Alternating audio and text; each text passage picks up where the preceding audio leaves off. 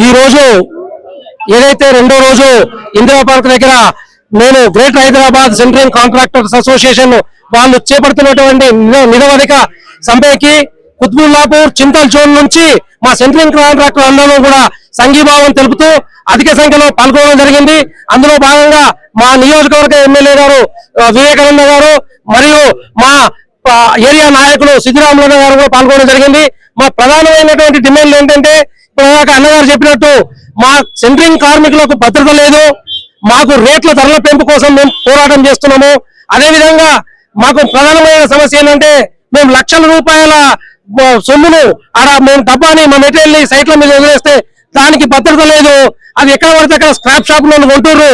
దాన్ని మా మెటీరియల్ ని ఏ విధంగా అయితే రైల్వే మెటీరియల్, ఎలక్ట్రిసిటీ మెటీరియల్ కొనలో స్క్రాప్ షాప్ వాళ్ళు, అలాగే సెంట్రింగ్ మెటీరియల్ కూడా స్క్రాప్ షాప్ కు తెస్తే వాళ్ళ మీద క్రిమినల్ కేసులు పెట్టి స్క్రాప్ షాప్ వాళ్ళను బెదిరించాల్సిందిగా మేము కోరుకుంటున్నాము.